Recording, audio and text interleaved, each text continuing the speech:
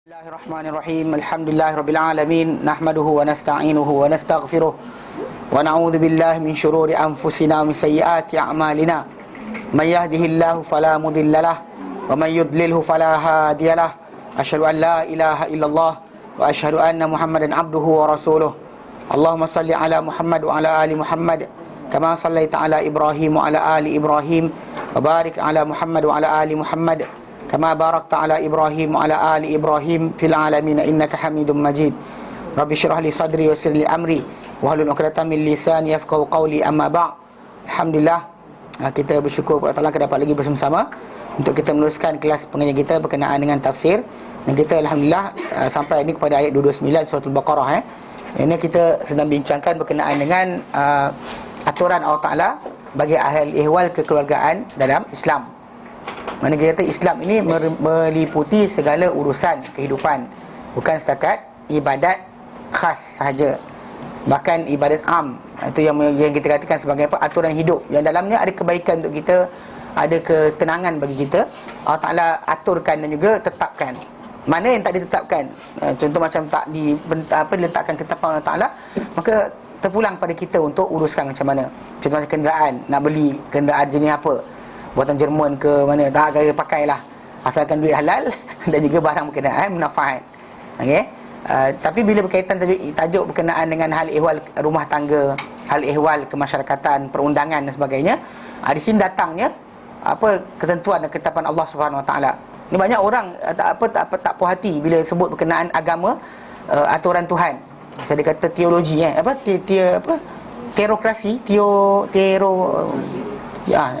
jadi maksud dia kata kerana kononnya agama kerajaan yang dikuasai oleh agama. Yang kita kata benda tersebut memang Eropah dahulu dengan agama yang telah terseleweng, mereka mendapat masalah, tekanan teruk. Dan mana rakyat yang kaya makin kaya, feudal landlord lah dan sebagainya. Saya berkata macam-macam benda lah, wanita tak mewarisi harta. So kes-kesan tadi macam zaman ketika awal-awal atas daripada aturan daripada gereja, memang kelang kabut.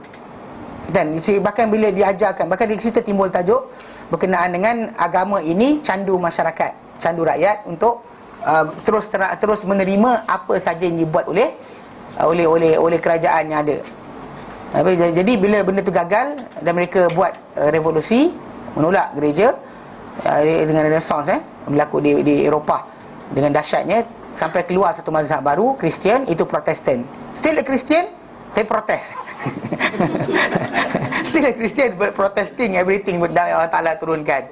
Itu lawak juga lah, lawak. Dia kata, you actually believe in God, yes, but I protest him. Dia itu lawak dia. Keluar Protestan, Martin Luther keluarkan. Dan dari situlah mula berkembangnya Eropah.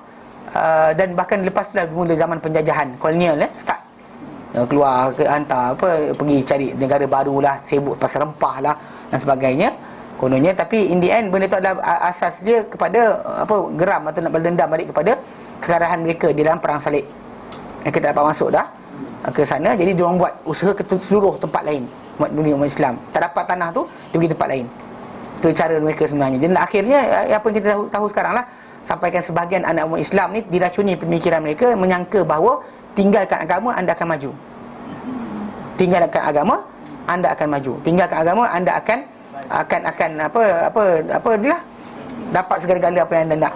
Ni masalah juga Ni kadang-kadang ni kami di Yayasan Taklim sekarang kita dah start Ramadan itu kita buat kod pakaian. Bila orang nak masuk swimming pool ada kod pakaian kan? Ada. Pergi main bola ada kod pakaian. Ada. Dan bila kita kata datang belajar agama, majlis yang dihadiri oleh para malaikat hadir. How can unproperly? Memang kita kata dakwah kepada semua, tapi bila kita kata pakaian itu dijaga, dan jagalah. Bukan nasihat suruh bayar duit. Your clothes is what you buy, you wear. Simpan pula, nanti bagi anak cucu pun boleh. Bukan. Jadi sampai ada yang merajuk tak datang kerana kod pakaian tu mula tak ada pun polis angkasa gaban tunggu depan tu. Siapa tak pakai tak masuk. Kami tak cakap apa pun. Dan cuma letak signboard kecil-kecil tu, dah mula terasa hati. Sampai tak nak datang kelas. Apa hal? Kan nanti kan ini mula marah dia kan. Tak marah tapi geram. Kan bila ada orang SMS saya tanya alasan ni. Dia kata kerana orang tu nak datang tapi tengok signboard lari balik. Kan? Itu bukan silah tempat lain. Kelas tak tahulah kelas siapa. Dia kata kelas Ustaz Kariman, Allah Taala alam. Tapi cerita dia sekarang ni maksud dia takkan tak faham lagi. Kan? Maksud dia kalau dia kata orang tu kata suruh datang apa parti Tupperware, bayar duit, sanggup. Keluar duit. Tapi untuk cover aurat, kita bagi kod pakaian kan sikit je. Terus macam apa pasal ni menyekat kebebasan kami. Stalek kepala tau. Kan? Apa hal? Kan? Maksud dia setiap tempat ada occasion dia. Kalau saya pakai kita tak proper pergi majlis kahwin, orang kata tak proper dia pakai majlis kahwin kan. Kan? Kita kata macam itulah keadaan dia. Kita kata kerakyaan tadi ataupun apa majlis tadi ataupun tempat tadi sesuai. Kan pergi parlimen ada dressing code, datang ke kelas agama yang malaikat hadir. Yang parlimen tak tahu lagi malaikat hadir tidak. Yang ini confirm Nabi SAW kata ada malaikat hadir. Takkan tak jaga diri kita? Malaikat malu dengan apa yang manusia malu. Kalau kita macam Khadijah binti Khuwailid, isteri Nabi SAW, dia pernah sekali nak test malaikat ni siapa kan. Dia kata dengan Rasulullah, dia kata Rasulullah, dia kata, ada tak kawan kau tu? Dia kata Rasulullah kata ada. Lepas tu dia kata masih sekejap, dia peluk Rasulullah, Jibril hilang. Jibril lari. Ini hadis sahih. Kisah berkenaan macam Khadijah, dia saja test lah. Untuk tunjuk, untuk tahu adakah Rasulullah SAW ni yang datang jumpa Rasulullah berikan wahyu ni adakah malaikat ataupun bukan malaikat. Cara dia pergi dia peluk Rasulullah. Actually halal ni. Suami isteri lari Jibril. Kalau dia kata yang kain belah dan sebagainya. Apa malaikat apa ni duduk di kain belah ke? Ya Allah ampunkanlah dia. Apa pasal? Larilah malaikat tu.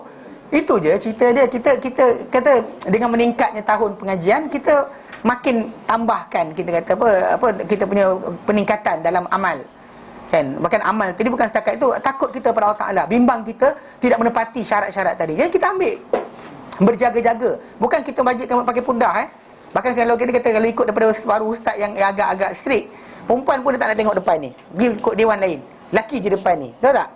Buat macam tu dia buat tahu. Letak Ustaz Kariman dan bilik anda, kita nak gambar buat video, boleh je. Tapi tak ni, kita kata slow-slow, ikut kadar masing-masing. Tapi secara asasnya jaga bab ni. Kita kata kerana Islam ini meliputi seluruh aspek. Bahkan actually morality dalam Islam ni dijaga oleh agama, bukan oleh apa pemikiran masyarakat kata boleh. Dia berdasar pada agama, wahyu Allah Taala. So kerana syumulnya Islam ni, maka semua aspek dijaga.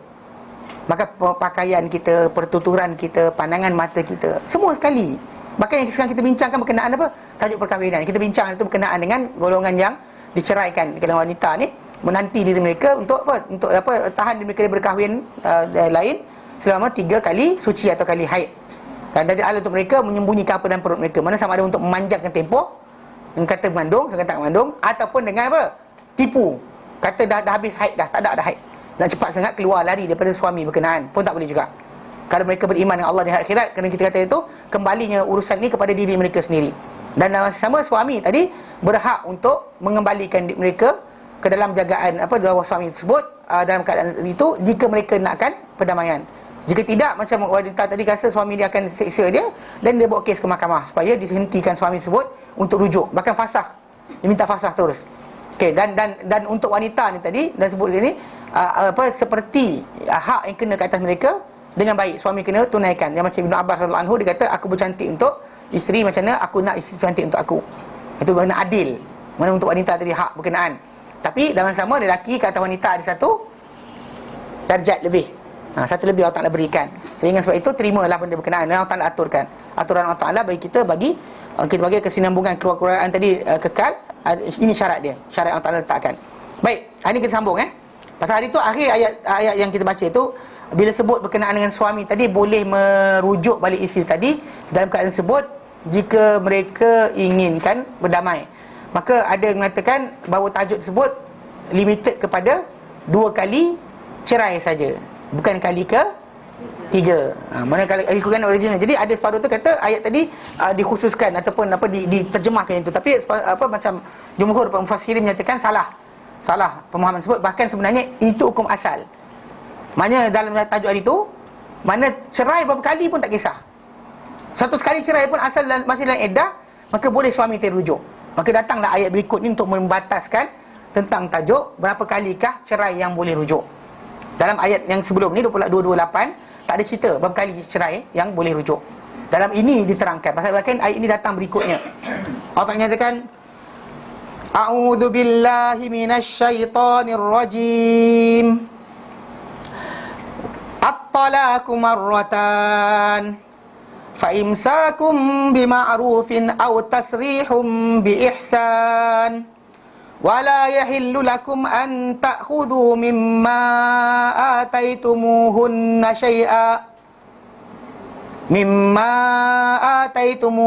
شيئا إلا أن يخافا ألا يقيما حدود الله فإن خفتم ألا يقيما حدود الله فلا جناح عليهما فيما افتدت به Tilka hududullahi fala ta'taduha wa man yata'adda hududallahi fa ulaika humuz zalimun.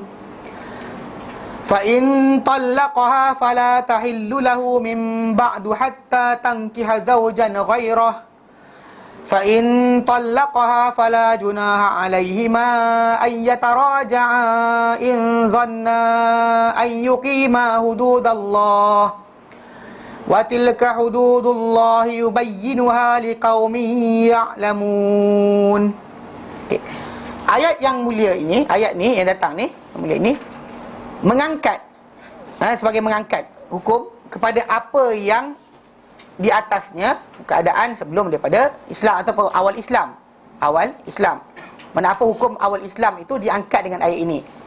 Yang berupa seorang lelaki itu berhak layak untuk merujuk isteri dia sekalipun dia cerai isteri dia tadi sebanyak 100 kali, selama mana rujuk tadi dalam iddah. Maksud dia talak tidak ada limit. Tak ada limit. Kan? Bengang je, masak tak sedap, cerai. Kemudian rujuk balik. Lepas tu kemudian boring juga, cerai. Tu rujuk balik. Bahkan dekat tempoh tersebut kita kata benda ni dalam kenapa dekat sini dia kata dalam perkara ni dia kata diangkat hukum ni kerana apa yang ada dalamnya dalam memudaratkan terhadap golongan isteri. Okey? Pasal memang jadi Allah Taala memendekkan dia kepada 3 cerai sahaja. Tidak kan suami itu nak ni. Perempuan tu kan mungkin dengan suami tadi tak compatible. Tak ni. Jadi suami tadi nak seksa perempuan tu. Kekal bawah jagaan dia tapi dia layan dengan cara buruk. Kemudian dia cerai dia tangguh. Bila dia dalam iddah tu kan, kekal kat iddah tu rujuk cerai, dan perempuan dia tak boleh kahwin orang lain, tak boleh bebas daripada dia, bahkan kena kekal sebagai isteri dia selama mana, takkan 100 tahun pun macam tu mana boleh. Dan sebab itu Allah Ta'ala berikan limit kat situ kepada 3 cerai saja. Dan dia membolehkan atau membenarkan rujuk pada kali pertama dan kali kedua. Dan dia memutuskannya dengan secara menyeluruh dengan pada yang ketiga. So cerai kali ketiga dan putus terus. Dan kita baca dalam ni Lalu Allah Ta'ala berfirman, At-talaqu marratan. Cerai itu 2 kali. Maksudnya cerai yang boleh pegang, boleh rujuk semula tu ada 2 kali.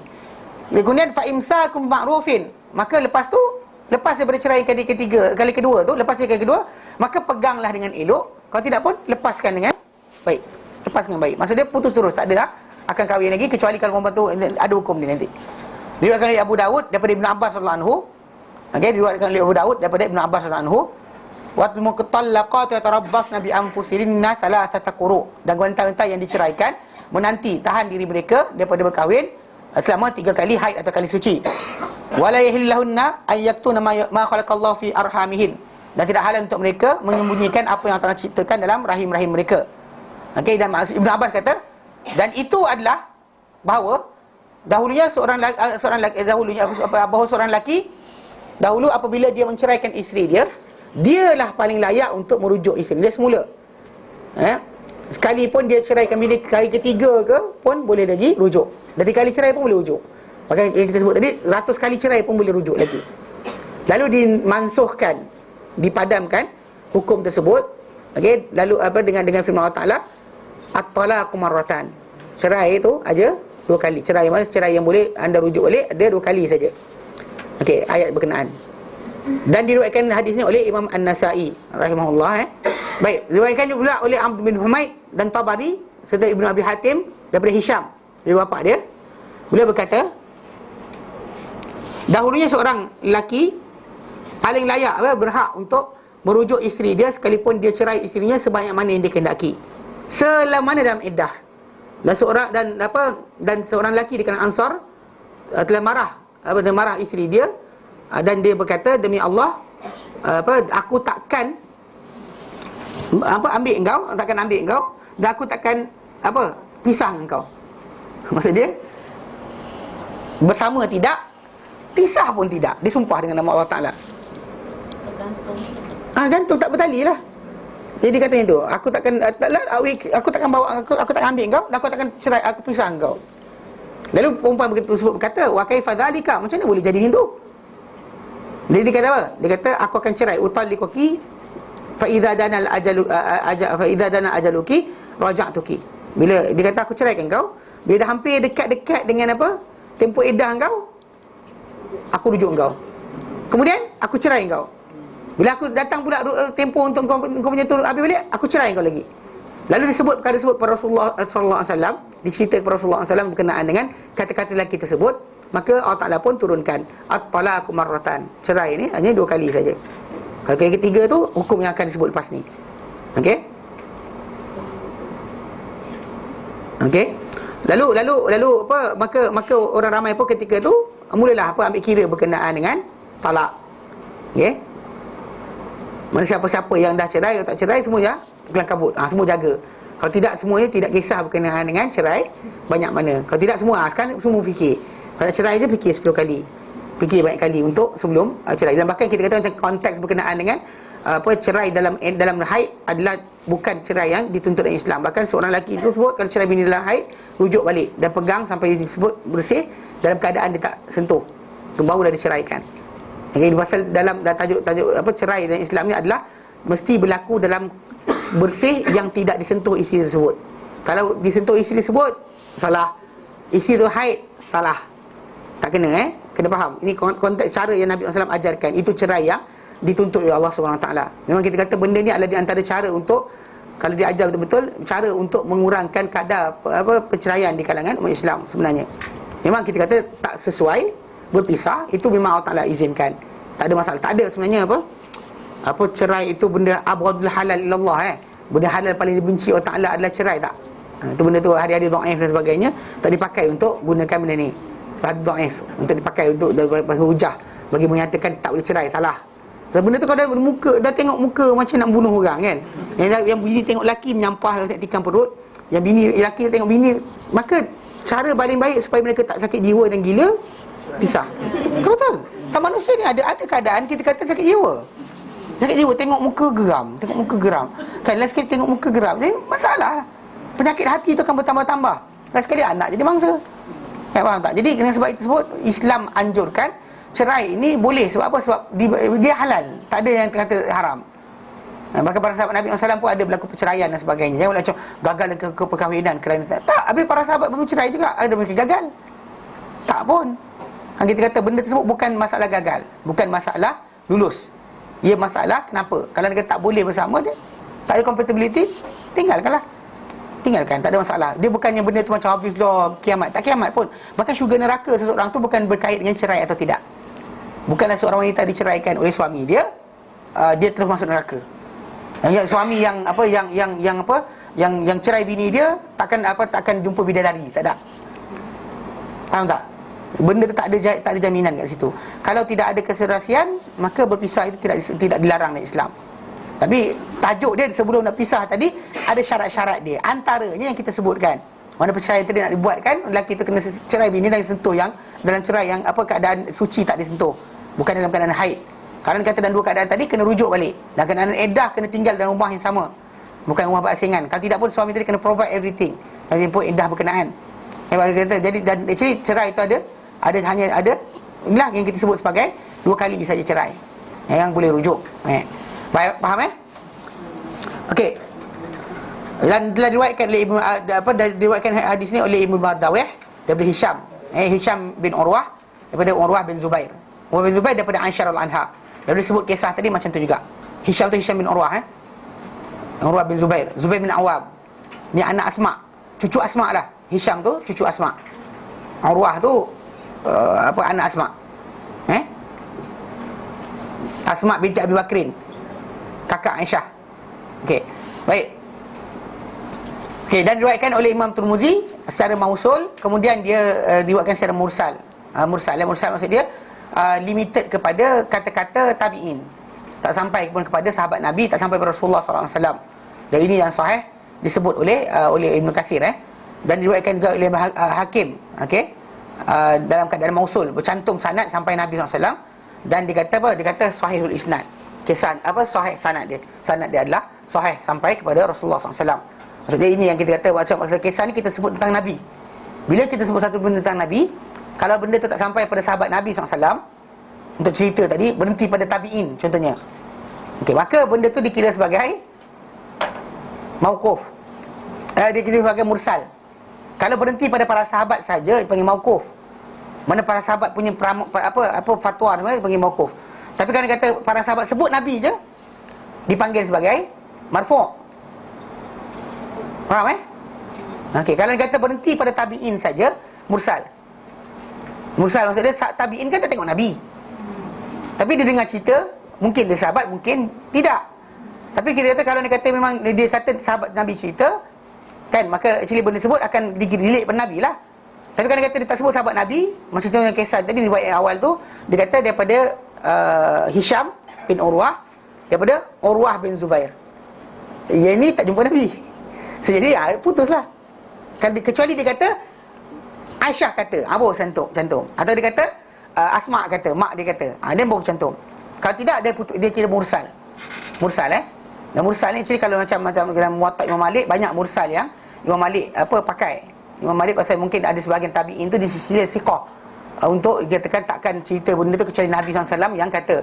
So sometimes ada benda-benda yang tabi'in keluarkan fatwa, dikira mursal yang dipercayai lah di sisi Imam Malik. Mursal berhenti pada tabi'in je, berhenti pada orang yang jumpa sahabat, tak jumpa Nabi. Kalau sahabat kata tu kira marfu' lah atau mausul lah, mana bercantum sanad sampai kisah Rasulullah pada Rasul. Sama ada benda tu sahabat nampak Nabi buat. Macam Osman kan, dia ambil wuduk, dia kata aku nampak Nabi wuduk seperti wuduk ke ini, marfu' lah, diangkat, dia mausul, cantum sampai Rasulullah SAW. Ataupun kita kata sampai sahabat Nabi pun, kita dah jauh dah pada sahabat Nabi SAW dalam masalah berkenaan dengan tajuk contoh macam perkara ghaib, atau hukum hakam dan sebagainya. Kalau dikata kalau benda tu keseluruhannya mereka ni diterima pakai dan tak disebut. Sebab para imam macam Syafi'i rahimahullah, bila tak ada benda tersebut daripada Nabi SAW, hadis yang sahih, maka dia tengok sahabat Nabi kata apa. Pasal sahabat Nabi adalah golongan yang pertama mengamalkan Islam directly Nabi ajar, straight daripada Nabi SAW. So anything diorang kata ya ke tidak dan sebagainya, kalau hadis tidak ada, diorang tengok sahabat Nabi. Kalau sahabat Nabi tak ada lah. Macam Imam Malik kata, apa yang bukan agama pada zaman mereka takkan jadi agama pada zaman kita. Anything that is not religion on that their time takkan jadi agama pada zaman kita. Pegang itu je, simple. Sebab bila orang nak buat lawak tentang benda-benda bukan, dia takkan sampai pada sahabat Nabi. Dia ceritalah macam ngongkang. Sahabat Nabi tak ada dalam kisah tu. Ada guru saya, tok syekh saya, semua sangkut kat tok syekh dia je. Nabi, sahabat, kalau kita kata tak sampai Nabi, sampai sahabat Nabi je. That ni. Kadang-kadang tu tabi'in masa kita sampai lah. Tabi'in kan yang cerita. Kalau tabi'in cerita, mesti dia sahabat. Sebab diorang tak dapat jumpa benda ni. Kita balik kisah-kisah yang dongeng-dongeng ni, tak balik pada tabi'in. Macam Abdullah bin Mubarak, Sufyan Ats-Tsauri, Sufyan Uyainah, kan, takkan sampai pada orang tersebut. Muhammad Ibn Sirin dan sebagainya, Hasan Al-Basri, takkan sampai kisah tu pada mereka. Semua tu bergentayangan dekat kawasan kisah 300 tahun, 400 tahun, kisah imam ini, imam itu sebagainya. Dia kan kat situ, dia takkan sampai kepada atas. Sebab kita jaga bab ni. Jadi bila kalau anda kata kisah tadi, dia kata bila seorang lelaki Ansar, so maksudnya orang tu kena hidup zaman tu, dan bahkan dia kata kisah tu sampai pada Nabi. Kisah berkenaan dia cakap begini, dia, aku takkan ambil engkau, aku takkan ceraikan kau, aku takkan pisah dengan kau. Ini kata macam mana, aku cerai kau, kemudian aku tunggu dekat Kaabah, aku rujuk kau balik, lepas tu aku cerai kau balik, lepas tu aku rujuk kau balik. Macam dia buat macam tu. So jadi bila sampai pada Nabi, mana bila sebut sampai pada Nabi, dekat situ kita kata cerita tadi siapa? Kalau tabi'in yang cerita, maka dipanggil mursal.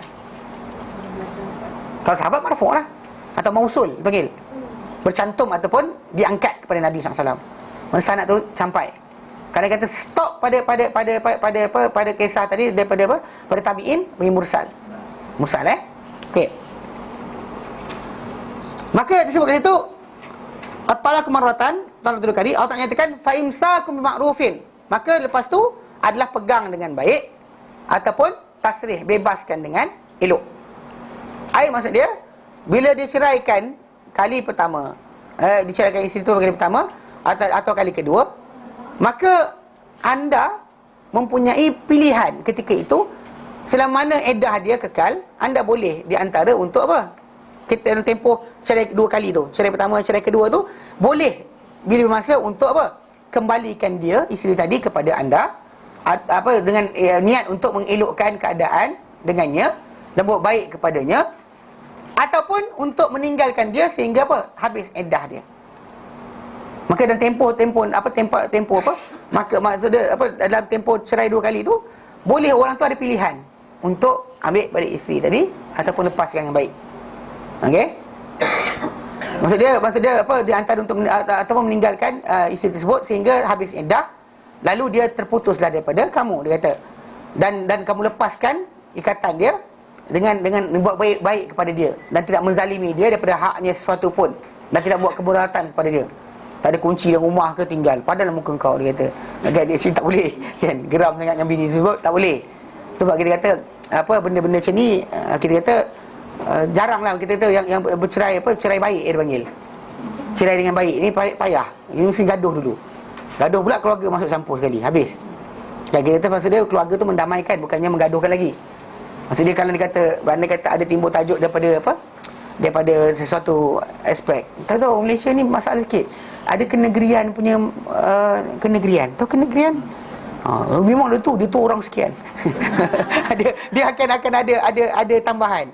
Dia menyampah dari awal. Kadang-kadang dia tak suka untuk jadi menantu dia. Lepas jadi menantu pula, lepas tu dia macam dalam diri dia masih tak puas hati. Dia actually bila berlaku buruk je keluar ayat. Bukan. Yang kita kata benda tak membaikkan pun. Normally kita kata antara benda paling tak elok adalah bila mak bapak atau mertua tu memburukkan menantu sendiri depan anak. Masalah. Respect of kalau isteri ataupun suami daripada bini dia akan hilang. Jadi bahkan tak patut keluar perkataan yang tak elok. Walaupun kita kata benda tu tak puas hati ke, jangan cakap.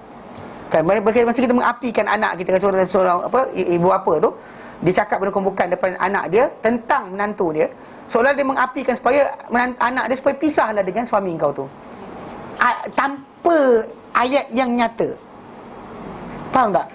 Ni banyak kadang-kadang campur tangan mak bapak dalam masalah memang tak sepatut berlaku. Dia bukannya menjadikan kebaikan, dia memburukkan keadaan. Betul lah sayang anak, tapi actually suruh anak tu reflect juga.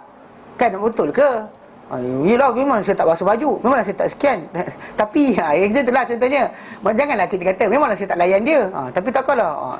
Memang jangan timbulkan kita kata biar jadi mak bapak ni yang nak membaikkan keadaan. Jangan kita sokong anak kita pada semua keadaan. Tahu?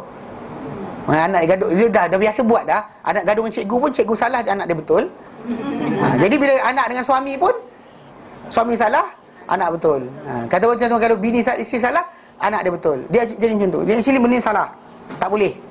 Dan sebab itu kita kata, jadi dengan sebab itu kita kata memang diarahkan Allah Ta'ala supaya benda tersebut diperbetulkan. So keluarga tadi actually jangan bercampur dalam tersebut kalau boleh. Biarkan benda tu baik. Jangan burukkan menantu depan anak. Apa lagi dengan depan cucu. Depan cucu burukkan menantu, lagi masalah. Kan, jadi actually benda tu membina tidak hormat keluarga tadi tu kepada ialah menantu atau ni tadi. Bahkan kadang macam kita kata cerai buruk yang lain lah adalah bila mana suami atau isteri tadi, bekas suami atau bekas isteri memburukkan diri masing-masing depan anak-anak. Lagi masalah. Ini masalah kita kata. Benda tadi kita kata rahsia apa suami isteri sebagainya tak perlu dedah kepada orang lain, termasuk anak-anak sendiri. Yang kata benda buruk dan sebagainya tak usah ceritakan abang kau dulu, onyang kau dulu. Tak usah buat kerja yang tak senonoh. Ini kita kata bukan membaikkan keadaan. Respect. Pasal kita kalau orang tu dah mati, sebut dengan baik. Orang tu hidup, kalau kita kata selesai masalah ni cara paling mudah. Nak fikir perlu tak sebut. Adakah sebutan kita itu menjadikan dunia ini bertukar? Kalau tak bertukar, jangan sebut. Itu cara paling mudah. Nak sekat mulut dia bercakap. Nak cakap tu kan, kalau aku cakap ni, adakah akan apa Palestin akan dibebaskan, kan? Betul, kita cakap itu. Apa kapal terbang akan dijumpai. Kalau cakap ada dan cakap. Jika tidak jangan cakap. So normally benda macam tak puas, tak apa, benda tak elok cakap pun. Bukan menyelesaikan masalah. Macam ngumpat. Kan ngumpat macam tu juga. Nak elakkan ngumpat, nak cakap kan. Adakah kalau aku cerita ni MH370 akan ditemui? Tak jumpa tak payah cakap. Faham? Anytime nak cakap apa, cakap. Tu yang Nabi kata, man kana yu'minu billahi wal yawmil akhir. Barang siapa yang beriman dengan Allah dan di akhirat, falyakul khairan, nak cakap yang baik. Imam Nawawi kata baik tu apa? Wajib dan sunat je. Au liyasmut, ataupun diam. Kalau siapa beriman Allah Taala dan hari akhirat, cakaplah yang baik. Khair itu adalah benda yang sunat, benda yang wajib. Ataupun diam. Sedang cakap ni ada tak penyelesaian? Tak ada, dia cakap. Ceritakan, ini kau tadi soalan, nak selesai masalah ke nak sembang? Sembang cerita lain, cerita Doraemon pun tak apa. Tadi Doraemon buat kerja baru, tak ada hal. Jangan cerita berkenaan dengan masalah ni macam ni. Pasal benda tu banyak apa rosak. Pasal benda tersebut kita kata campur tangan keluarga tu jangan buat macam tu. Dan actually kalau ni kata macam itulah, Quran bagikan solution, cerai itu sebagai benda yang pemutus. Kalau dah tak boleh, dah tengok muka pun kurang bahagia, dah sudahlah. Kan bawa pergi melancong pun tak ada apa. Tapi pemisahan tadi tu kita kata tak, ini banyak orang tak tahu. Sebab benda ni masalah. Kita kata contoh macam bila kita kata tak ada spark, tak ada dah apa? Kan lepas itu pergilah jalan-jalan dan sebagainya. Ni duduk lepak kat rumah lagi. Lepas tu pergi Giant. Pergi The Curve. Memanglah tak ada benda. Kan? Zaman dulu ialah seronok, jalan happy dan sebagainya. Setan datang, time haram dulu ialah setan kata okey. Kan kita seronok. Tapi time dah halal tadi, pasal kasih sayang suami isteri tu adalah pahala. So syaitan takkan bagi orang tu buat pahala. So sebab tu kita kata benda berkenaan. Sebab bila ada orang lawak buat lawak saya, dia kata apa? Dia kata ada orang tu dia berkenan dengan orang lelaki tu yang bukan suami. Lepas tu kemudian bukan isteri dia, tapi diorang bercinta, bukan suami isteri dah. Lepas tu tiba-tiba si lelaki tadi diguna-gunakan oleh orang, lalu menyebabkan dia benci pada perempuan tadi, lalu dia kahwin dengan orang lain. Jadi macam mana keadaan dia? Saya kata sebenarnya apa, ini bukan kerja setan. Bukan kerja setan ni. Dia kata maksudnya bahkan apa, pasal kalau syaitan dia nakkan supaya dua couple dia buat dosa berpanjangan. Kalau dia bagi lelaki tu berkahwin, maksud dia hentikan lelaki tu daripada buat maksiat. Seriously, setan buat kerja tu ke? Think back. Faham tak? Kalau dia kata suami isteri je, bahkan dalam surah Al-Baqarah yang kita baca dahulu, memang di antara apa kerja-kerja syaitan dan sihir adalah memisahkan di antara dua suami isteri. Itu kita faham kisah sebut. Baik. Jadi dia kata orang tanya kan lepas tu, maksud dia pasal oleh kerana tak nak bagi kan, tak nak bagi benda tadi berlaku dengan buruk dan sebagainya, maksud dia pisah tasbih ihsan. Dan orang tanya kan wala yahillakum, dan tak halal untuk kamu golongan lelaki, anta khudhu mimma ataitumuhunna syai'a, untuk kamu mengambil daripada apa yang kamu beri kepada mereka sedikit pun. Maksudnya kalau dia pernah berkahwin dahulu, bagi apa? Bagi benda tertentu. Bagi let go. Yang macam you dulu I kahwin dengan you, I bagi sekian, bak sini balik.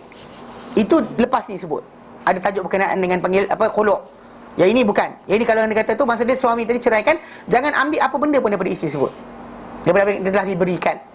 Tu kat sini kita nampak macam mana pentingnya kata ganti nama dalam bahasa Arab. Kan kita kata mereka lelaki, mereka perempuan lain. Betul kan? Kenapa lain? Ni macam ni lah. Kalau dua-dua mereka dan tidak halal untuk kamu mengambil daripada mereka. Mereka siapa? Lelaki perempuan. Kat situ ada hunna, bukan home. So maksud dia lelaki perempuan lah. So, jangan kamu, tak halal untuk kamu mengambil daripada apa yang kamu beri pada mereka. Tak kira apa benda, cincin belian ke, emas perak ke dan sebagainya, berapa banyak dibelanjakan, tak halal untuk kamu. Mana maksud dia, kamu menyekat mereka dan juga kamu sempitkan atas mereka. Dalam matlamat tadi dalam masalah perkahwinan itulah untuk apa? Untuk supaya mereka menebus daripada kamu, menebus kamu, diri mereka daripada kamu dengan apa yang kamu berikan dahulu daripada mahar-mahar dan juga apa yang sebahagian dari mahar-mahar tadi. Saja sekat supaya payahkan dia nak cerai supaya dia bayar balik apa yang kita bagi dahulu, supaya apa? Supaya boleh kahwin lain. Itulah kadang-kadang ini panggil tak senonoh. Allah Ta'ala sebut dalam Quran, jangan buat macam tu. Maksudnya either lepas dengan baik, kalau tidak pegang dengan baik, jaga-jaga dengan elok. Kalau tidak, lepaskan dengan elok. Maksudnya dan tak halal untuk ambil sikit pun daripada apa yang diberi pada oleh lelaki daripada wanita tersebut, walau apa benda pun. Berlepas kat nikah dan sebagainya, dan sudah hidup berapa lama, apa yang dah diberikan dahulu halalkan, lepas, let go. Jangan try minta balik, jangan sekat mereka saja tangguh-tangguhkan cerai dan sebagainya, lewat-lewatkan cerai, saja pegang lama-lama dan sebagainya, hanya untuk menjadikan perempuan terseksa. Haram, tak boleh. Okay? Sebab Allah tak nyatakan dalam Al-Quran, dalam surah An-Nisa ayat 19, Allah tak nyatakan wala ta'duluhunna, jangan kamu sekat mereka ataupun sempitkan mereka, litadhhabu bi ba'di ma ataitumuhunna, dengan supaya kamu dapat bawa pergi dengan apa sebahagian apa yang kamu telah berikan mereka, illa ayati dan fahishatum mubayyinah, kecuali mereka ni mendatangkan dengan perkara keji yang nyata. If dia pun isi tadi buat benda keji yang nyata, dan only lelaki tadi boleh kata nak balik apa benda yang tu, sekat atau sempitkan kehidupan mereka. Tapi kalau dia kata untuk tajuk asal, tak boleh. Kalau nak dapat balik kan, modal apa, kan kita niaga kan ada modal, nak modal balik untuk kahwin baru, tak boleh. Haram, haram. Itu masalah je. Tapi kena dekat barat, terbalik lah kan. Bila cerai, biasa dia pergi bayar tu sampai kena bayar juta-juta. Kalau pelakon-pelakon yang bunuh diri kerana banyak sangat hutang pun, kes bercerai pun masalah juga. Dia pelik kat sana. Kau nak jaga wanita sangat, sampai last sekali benda tak adil langsung. Kau nak jaga wanita, tapi tak adil langsung kepada siapa. Dia matlamat dia tadi untuk sekat, kononnya payahkan proses supaya cerai tu tak berlaku, tapi cerai juga. Kan? Artis diorang berapa banyak kahwin apa asal tak kahwin. Kahwin je cerai. Tak kahwin, duduk lama kan, bertahun-tahun duduk bersama-sama. Tunggu nanti. Lagi dah kahwin dia, katakan dah kahwin kan, memang kecerai.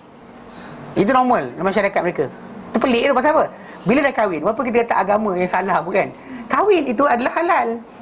Kan? Mana kita kata agama mana sekalipun, kita kata selagi mana perkahwinan itu dijalankan, actually diisytiharkan perkahwinan tersebut, halal lah.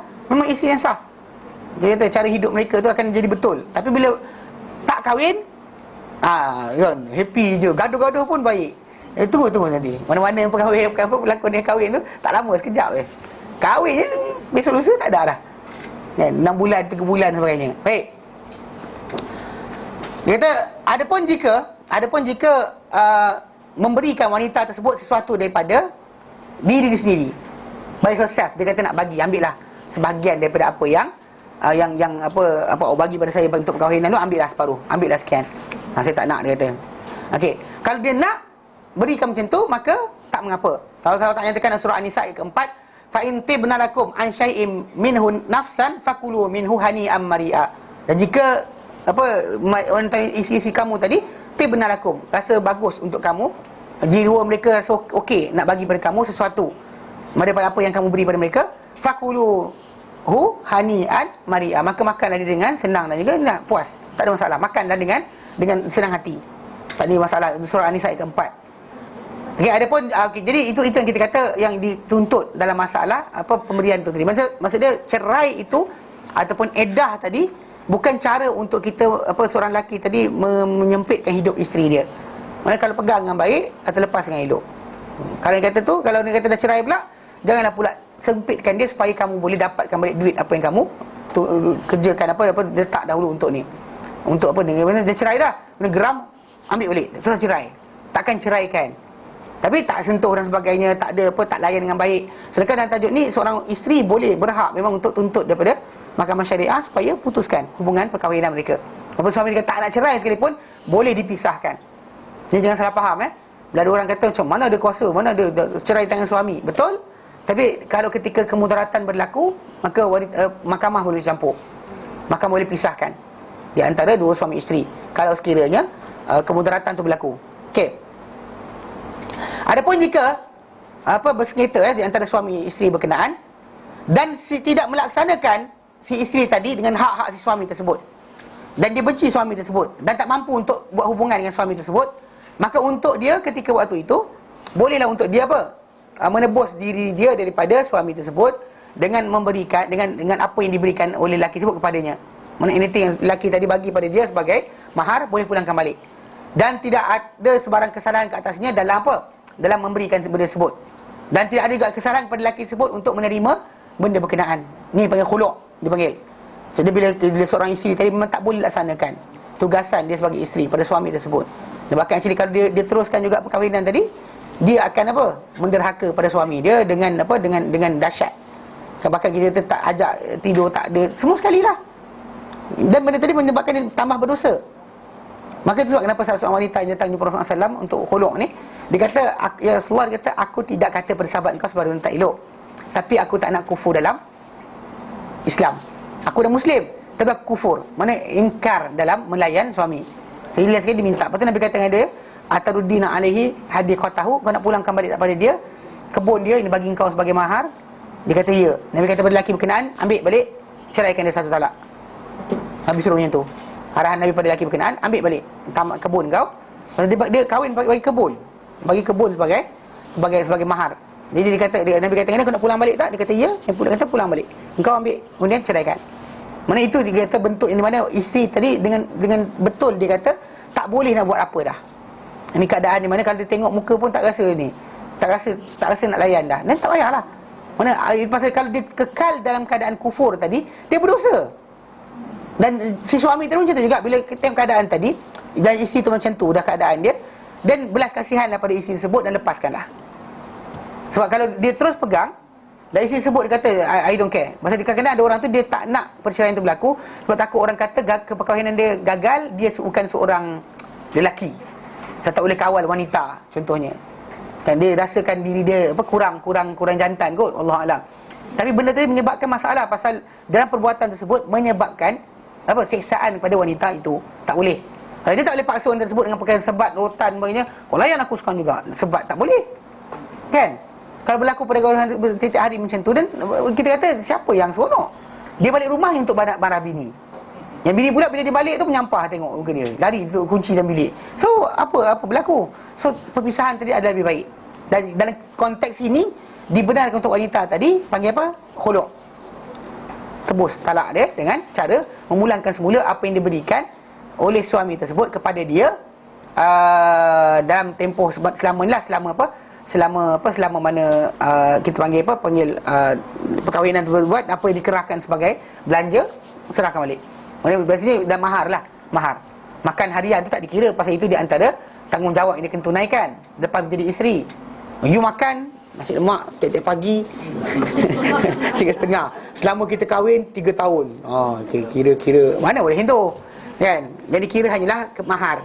Adapun apa-apa tanggungan setelah menjadi isteri, ia dikira sebagai benda kewajipan, bukan dikira sebagai sebagai bayaran tuntutan. Tak boleh. Adapun yang mana dikerah ketika mana perkahwinan, mahar ke apa ke belanja dan sebagainya, ya, benda itu boleh dituntut. Cuma para ulama bercanggang pendapat berkenaan tajuk adakah boleh untuk minta lebih. Okey, jumhur para ulama mengatakan tak boleh, mazhab Syafi'i kata tak apa. Ini ada masalah sikitlah. Yang kadang-kadang suami tu dia kata, you bagi 20,000 I ceraikan you. You bagi sekian ribu I ceraikan you. Kadang dia bagi ketika mana dia kahwin tu RM50 tunai je. Itu masalah jugalah kan. Dia tak bagi belanja sikit je 2,000 dan sebagainya. Lepas tu nak cerai dia minta supaya berikan banyak. Dan salah. Dia tak boleh sepatutnya tak boleh. Pasal ziyadah lebihan dia tu memudaratkan wanita tersebut. Maka kena cari pula wanita tu dah tak ada kerja. Kena cari kerja pula untuk bayar balik pada tebus talak, kan, bayar ansyuran bulan-bulanan. Ngarut nama dia, kan. Jadi sebab itu kita kata idea of khuluk tadi, bayar lebih tadi tidak berapa tepat untuk kita praktikkan. Mungkin ada orang kata tebus talak ni terpulang pada lelaki itu atau dipersetujui berapa. Faham Okey. Dia kata kerana ini Allah tak menyatakan dalam sebut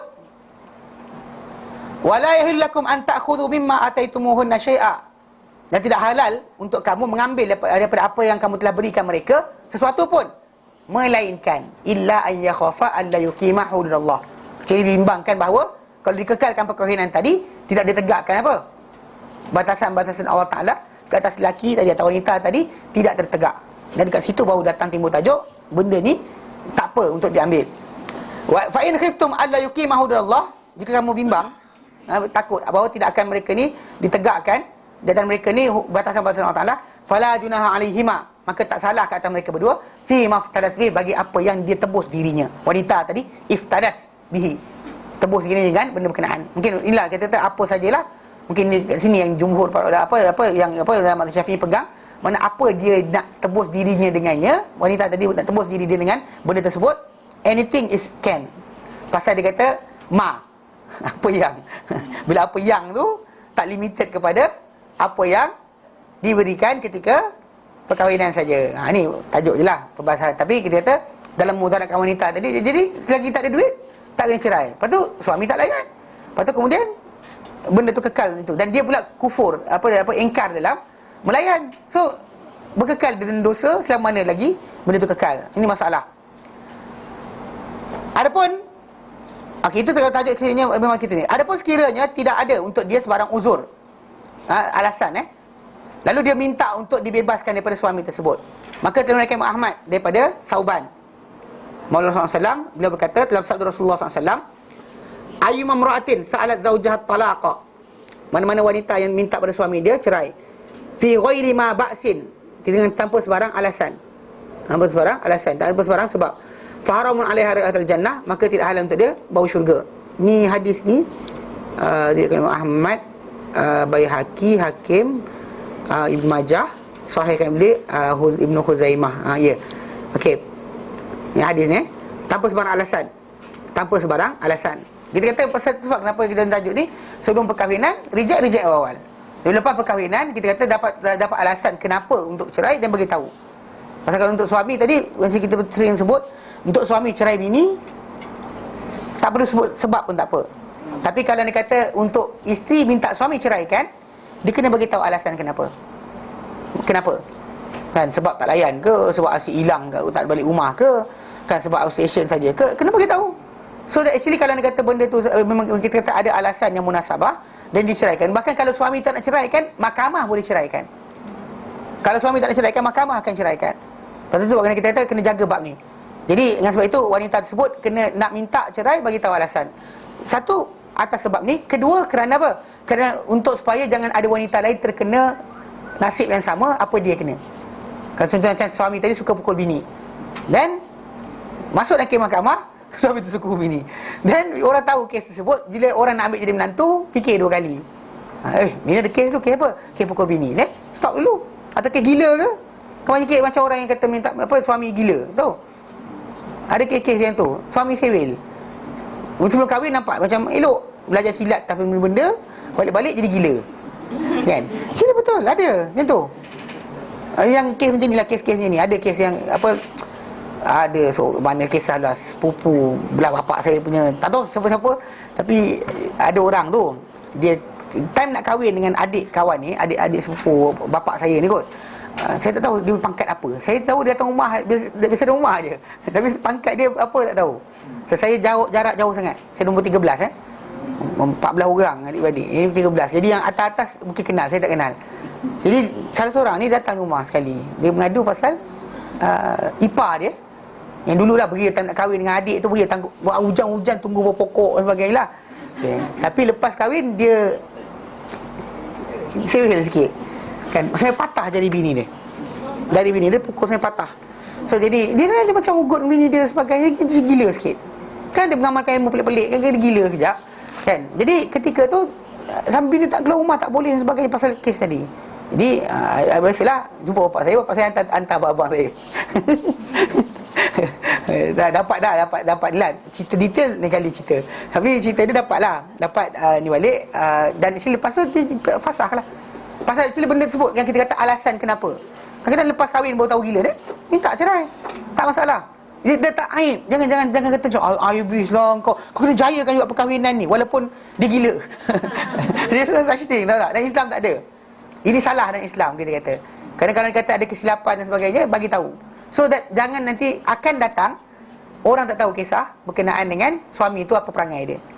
Macam juga macam ada baru ni orang SMS berkenaan dengan tajuk suami tak semayang, boleh tak isteri minta fasah? Jumhur ulama nyatakan boleh, tak ada masalah. Maka jadi tak perlu dia tinggal kekal dengan suami tadi macam jadinya isi Firaun. Kan dengan Firaun tu kan. Jadi dia orang jangan salah faham. Pasal kita kata dalam Islam ni kita boleh terputusnya perkahwinan dengan sebab contohnya macam kalau suami tadi atau isteri tadi salah seorang kafir, maka boleh putus perkahwinan.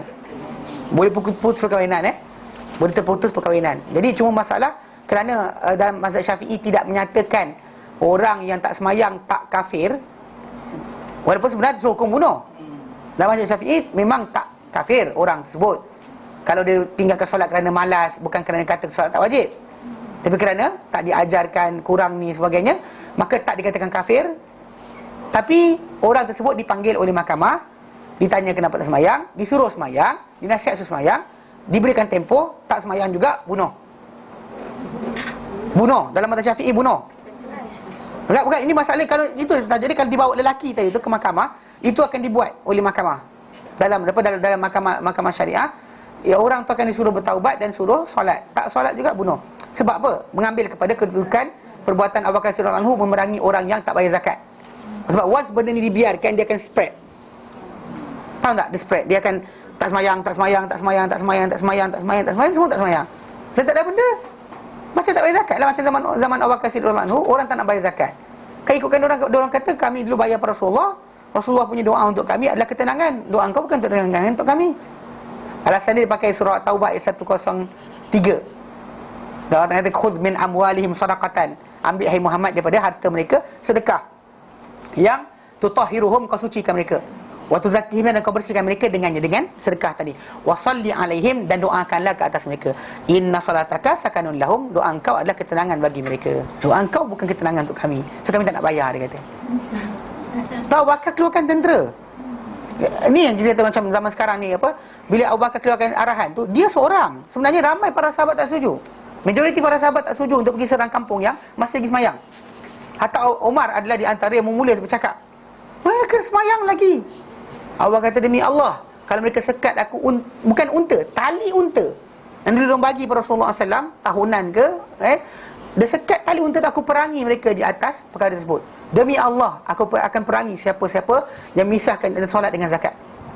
Dia keluarkan tentera dan juga, maksud dia ketika zaman Abu Bakar dahulu, orang tak bayar zakat, dikeluarkan tentera bagi menyekat, supaya orang zakat ni wajib. Kalau solat agak macam mana dia buat? Pasal orang tu solat, tak nak bayar zakat. Faham tak? Jadi tak timbul tajuk, bukan nak masalah. Kita kata dari aplikasi dia, apa fatwa Imam Syafi'i keluarkan, betul. Maksudnya orang tak semayang tadi dipanggil. Dan pasal tak semayang yang terang-terang tunjuk depan orang. Dia ada semayang, tak semayang yang nyorok. Kan, pergi tandas, basah-basah muka, keluar depan orang macam wuduk. Ambil air kepala letak. Ada budak-budak lu biasa buat kerja sini. Mak ngabah kerja kan, suka kejut-kejut semayang. Jadi dia tak nak solat kan, dia malas nak solat, dia ambil air, dia basah-basah kepala dia, betul baring. Si mak apa tengok, oh okey, basah kepala. Dia ambil wuduk tadi. Ini salah ni. Okay. Anyway, dia bukan terang-terangan untuk tinggalkan. Dia kita tak tiba tajuk. Tapi bila terang-terangan dia tolak. Apa maksudnya dia macam berbangga pula tidak semayang. Dia masalah lah. Mahkamah kadang-kadang macam isteri tadi adukan ke mahkamah akan bertindakkan. Panggil suami berkenaan. Actually kalau dia kata tidak, dia boleh pisahkan sebenarnya. Tapi dia tanya soalan anak-anak macam mana. Dan saya kata masalah lah pula. Kan kita kata benda tersebut, kita nak panjangkan cerita lagi, bukan setakat tu. Oh, inilah nak jaga hati orang ni, jaga orang tu. Pasal masalah sekali suami tadi tidak melaksanakan hukum Allah Ta'ala, ataupun suami tu ahli sihir, suka beramal nak jadi bomoh ke. Suami tu kerja dia duduk bertapa, duduk berpokok. Kan bini dia kata mana suami duduk belakang. Kan masalah juga. Jadi dan tajuk tadi, isteri tadi kena bagi tahu, kena isytiharkan. Jadi dengan sebab itu, kalau dia kata mahkamah dapat tahu, dan dalam rekod ada tentang lelaki ni tadi bercerai kenapa. So any isteri datang lepas tu, dia tahu apa masalah suami tadi. Dan contoh macam kalau dia kata tak kisah, contoh macam dia ada counter measure untuk benda tersebut. Contoh macam suami tu suka pukul bini, dia ni bini yang pandai karate kan, pukul lah tengok, patah kaki kau kan. Ataupun contoh macam suami tak semayang, dia ni apa, pakai motivasi ustazah yang boleh boleh islamkan orang kafir. Yang ini yang muslim dah ni nak suruh semayang, macam tu je, dia tak ada hal, silakan. Yang pentingnya kita kata tajuk dia, benda tadi diisytiharkan. Ada pun wanita untuk minta pada suami, benda kena sebut sebab itu. Ada alasan dia, bukan kita kata suka hati. Okey? Jadi apa dan dalam hadis yang lain disebut oleh Imam Ahmad daripada Abu Hurairah anhu, daripada Nabi SAW. Okey? Al-mutakhalli'at wal muntazi'at hunnal munafiqat. Wanita-wanita yang asyik minta khulu', berbaik kali, dan juga banyak sangat kita panggil nak dipisahkan oleh suami dia, adalah golongan munafik. Actually yang kita kata yang sebut. Tapi lafaz hadis ini ada yang menyatakan lafaz dia bukan maksud dia dengan khulu' tanggal baju. Khulu' cerai. Ada kata khulu' tanggal baju. Kan, tanggal pakaian, yang pakaian tak cukup dan sebagainya. Mereka adalah golongan munafik. Itu maksud yang datang sebenarnya. Tapi ada para ulama yang dia kata meaning tadi tak meaning tersebut, meaning khuluk, minta cerai, asyik minta cerai dan sebagainya. Actually benda tersebut ataupun apa kita kata tanpa sebarang alasan munasabah. Alasan munasabah takkanlah bawa pasal raya.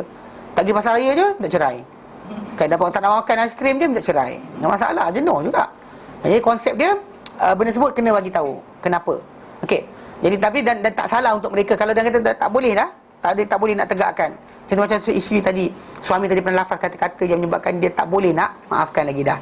Atau tengok muka je dah ni. Jadi last sekali, itu kita kata ada alasan munasabah kenapa dia kena minta. Jadi kita kata sebut dan dia tak dapat laksanakan apa dia panggil apa dia punya tanggungjawab kerana tengok muka suami dia pun dia dah tak rasa apa kan. Barulah timbul tajuk kita kata ni. Tapi kalau kata dia bukan kerana alasan munasabah. Contohnya pasal dia ada power baru sebagainya kan. Itu masalah lah. Itu kan macam alasan munasabah tu, alasan tak munasabah. Saya berkawan dengan orang chatting ni, orang chatting lagi baik dari suami saya. Dia sentiasa nasihatkan saya. Suami saya ialah balik nasihat saya juga, tapi ini lagi baik dari suami saya. Masalah lah. Gatal main chatting apa. Okey, kena jaga bab ni. Kemudian okey, telah berkata satu kumpulan kebanyakan daripada golongan salaf dan juga imam-imam golongan khalaf, bahawa sesungguhnya tidak dibolehkan khuluk melainkan ada berlaku sebarang apa perpecahan ataupun penderakaan daripada pihak isteri. Maka dibolehkan untuk suami tadi menerima daripada si isteri tersebut sebarang apa? Sebarang tebusan ataupun fidyah. Yang bagi fidyah tadi tebusan lah, itu dengan khuluk tadi, bayaran. Dan mereka berhujah dengan firman Allah Ta'ala, wala yahillu lakum, dan tak halal untuk kamu an ta'khudhu mimma ataitumuhunna syai'a, untuk kamu mengambil apa yang kamu beri kepada mereka sesuatu pun, illa an yakhafa, kecuali bimbang mereka berdua ni alla yuqima hududallah, mereka tak akan tertegak menegakkan batasan-batasan Allah Ta'ala. Jadi mereka kata apa? Mereka kata maka tak disyariatkan khuluk melainkan apa dalam keadaan ini saja. Mereka keadaan di mana berlakunya perpecahan di antara dua suami isteri. Out of the blue, tak ada benda sebab, memang tak logik lah. Kalau ada pertengkahan, percanggahan yang tak boleh nak dibaiki, dispute yang tak dapat ni dibaiki balik, baru timbul tajuk ni. Maka tak boleh, tak harus ia pada selain daripadanya menekan dengan dalil. Okey, dan asal pada benda ni adalah tidak boleh, tidak ada ketiadaan benda tersebut. Okey. Dan di antara orang yang berpendapat kepada pendapat ini adalah Ibnu Abbas, Taus bin Kaisan Al-Yamani, Ibrahim An-Nakhai, Atha' bin Rabah, Hasan Al-Basri dan jumhur para ulama. Semua setuju berkenaan dengan tajuk ini. Maksudnya kena ada perpecahan di antara suami isteri tersebut, barulah timbulnya khuluk. Ini akan menjadi satu solution lain bagi perceraian itu. Okey. Sehingga kan berkata Malik dan Auza'i, kalau anda kata lelaki tersebut mengambil daripada isteri tadi sesuatu, maka dia memudaratkan kepada isteri dan wajib dikembalikan balik. Pasal ini kita kata sebenarnya originally untuk suami tadi ceraikan tak perlu kepada pampasan semula. You don't have to have the pampasan. Tapi tajuk sebenarnya, tajuk penebusan tadi itu bila berlaku bila suami tadi tak nak cerai sangat. Kita kata suami tadi kan belajar bahawa kalau dia kata dia nak kena ceraikan isteri tersebut, tak perlu dapat pampasan daripada perceraian itu. Tak perlu. Bahkan actually itulah dia kata tak boleh untuk mereka buat benda berkenaan. Bahkan kalau kata timbul tajuk memang tak boleh nak laksanakan dan isteri tadi nak tebus diri dia, dia baru timbul tajuk kat situ. Yang suami tadi memang tak boleh nak gembirakan lagi isteri tersebut dan sebagainya. Dan isteri tadi tak reti nak bersabar dah, kena lepaskanlah. Dan cara kalau dia kata lelaki tak nak lepaskan, boleh isteri tadi tebus diri dia. Okey, dia kata kalau sekiranya diambil daripada isteri tersebut sesuatu dan dia mudaratkan isteri tersebut, maka wajib dia kembalikan. Dan talak tu adalah talak raj'i, talak yang merujuk. Bukan talak yang habis, talak yang rujuk. Boleh rujuk balik. Okey? Talak kali pertama dan kali kedua lah. Berkata Imam Malik, dia adalah perkara yang aku dapati orang ramai di atas pendapat tersebut. Aku dapati orang ramai mana di kalangan para tabi'in ketika itu sedang beramal macam tu. Maksud dia, diorang hanya gunakan tajuk ni ketika mana berlaku perpecahan di antara suami isteri tersebut. Berkata Imam Syafi'i rahimahullah, okey, berpendapat bahawa tidak harus khuluk ni pada keadaan keadaan perpecahan. Dan juga dan ketika ketika kesepakatan adalah lebih utama dan lebih digalakkan. Maksud dia perceraian dengan khuluk ni, dengan bayaran ni adalah dengan persetujuan dua pihak. Bukannya dengan keadaan dua-dua benci satu sama lain dan cerita. Dia persetujuan di antara mereka. Dan ini adalah pendapat kebanyakan daripada pengikut-pengikut mazhab Syafi'i yang mengatakan macam tu. Ulama-ulama mazhab Syafi'i semua berkata gitu. Dan telah menyebut Ibnu Jarir At-Tabari bahawa ayat ini turun berkenaan dengan Thabit bin Qais bin Syammas. Thabit bin Qais bin Syammas dan isteri dia Habibah binti Abdullah bin Ubay bin Salul. Isteri dia itu Habibah binti Abdullah bin Ubay bin Salul. Dan kita akan sebut beberapa jalan hadis ni dan percanggahan pendapat lafaz-lafaz yang datang. Setelah menyebut Imam Malik daripada Habibah binti Sahal Al-Ansari,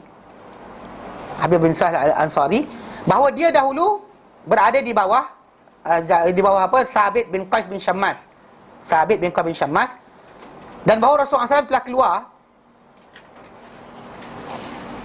telah keluar pada waktu subuh. Lalu baginda dapati Habibah binti Sahal di sisi pintunya. Dia dalam keadaan duduk kat tepi pintu dia. Dan keadaan gelap tu nampak ada orang duduk dekat pintu. Nabi keluar subuh, nampak ada orang dekat pintu rumah baginda SAW. Lalu baginda pun kata, "Man hadhihi?" Siapa ni? Qalat, dia pun kata, "Ana Habibatu bintu Sahal." Aku adalah Habibah binti Sahal. Faqala, baginda pun bersabda, "Ma sya'nuki?" Apa hal kau? Kenapa kau? Mana pagi subuh-subuh duk lepak depan pintu. Kan? Faqalat, lalu dia pun kata, "La ana wala Thabit." Tidak untuk aku dan tidak untuk Thabit bin Qais. Tidak aku dan tidak untuk suami aku. Okey?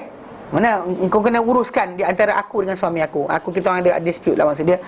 Tak boleh dah, dia kata. Aku tak nak benda tidak untuk aku dan tidak untuk suami aku. Dia kata apa itu Thabit bin Qais. Falamma jaa zawjuha, bila datang suami dia Thabit bin Qais, qala Rasulullah sallam, berkata kepada dia Rasulullah sallam, "Hadhihi Habibah bintu Sahal." Ini Habibah binti Sahal, ini isteri kau. "Qad dzakarat ma syaa an tadhkura." Dia telah sebut apa yang dia nak sebutlah, macam-macam benda lah dia sebut. Kata. Faqalat, lalu ketika tu isteri dia pun cakap, Ya Rasulullah, kullu ma a'tani indi."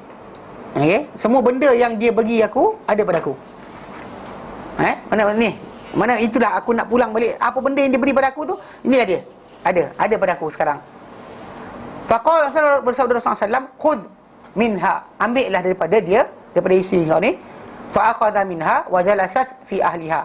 Dia pun ambil daripada isteri tersebut dan isteri tersebut pun terus pindah kepada keluarga dia. Tak ada dia actually bahkan setengah para ulama menyatakan cerai khulu' ni adalah cerai yang bain. Maksud dia cerai yang tak ada dia panggil iddah wanita tadi, dia tak duduk kat rumah suami tersebut. Bahkan tak ada tanggungan kat atas dia balik rumah keluarga dia terus. Okey, ini satu riwayat. Diriwayatkan Imam Ahmad, Abu Daud, Nasai dan juga daripada jalan Malik. Baik, dan diriwayatkan Imam Bukhari daripada Ibn Abbas radhiyallahu anhu bahawa isteri kepada Thabit bin Qais bin Syammas atatin Nabi SAW, dia datang jumpa Nabi SAW. Faqalat, lalu dia kata, "Ya Rasulullah, wahai Rasulullah, ma aibu alaihi fi khuluqin wala dinin." Aku tak aibkan dia, aku tak nak burukkan dia berkenaan dengan akhlak dan tidak juga dalam agama. Not about his religion or his akhlak.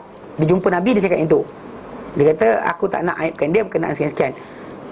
Walakinni, akan tapi aku akrahul kufra fil Islam. Aku tak suka, aku tak mahu kufur dalam Islam.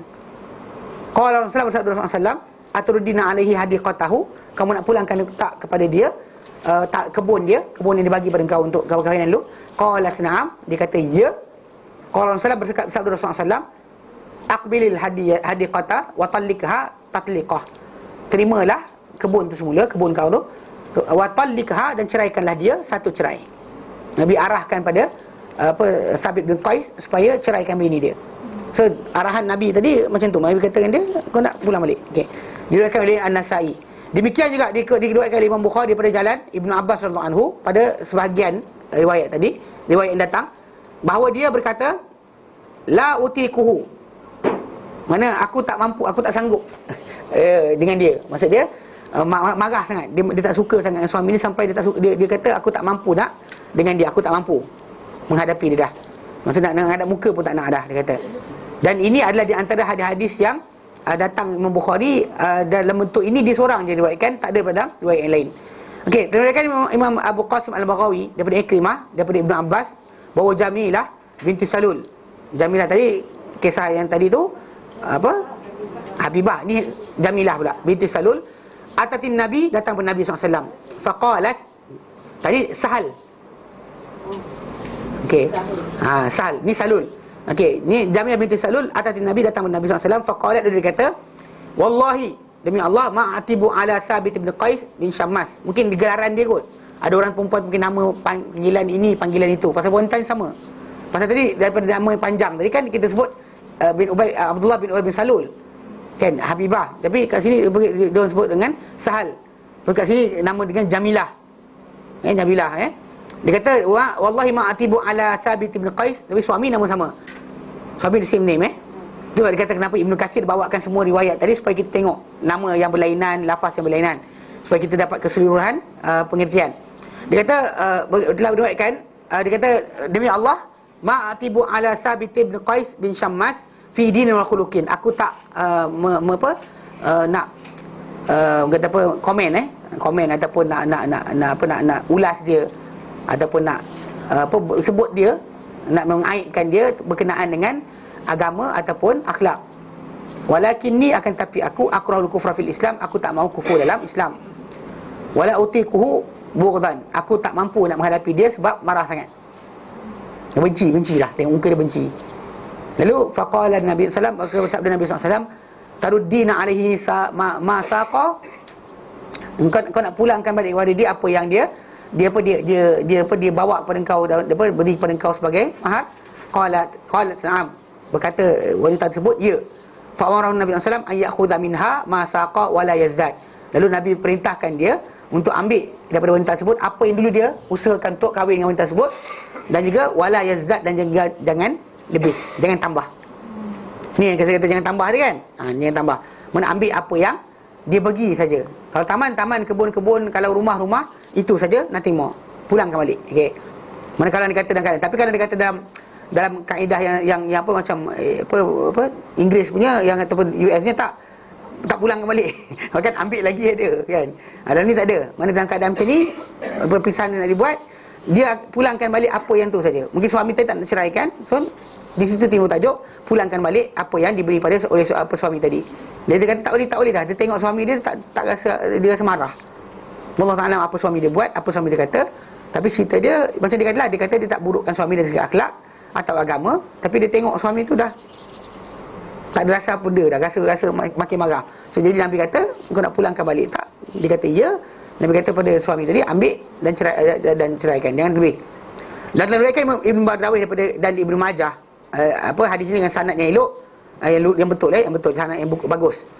Dalam riwayat Ibnu Majah daripada Amr bin Shu'aib, daripada bapa dia, daripada datuk dia, beliau berkata dahulunya Habibah binti Sahal di bawah Thabit bin Qais bin Syammas, mana isteri di bawah Sa'id bin Qais bin Syammas. Wa kana rajulan damiman. Tapi lelaki Thabit bin Qais ni seorang lelaki yang damiman. Damiman ni ada kata dia perangai dia keras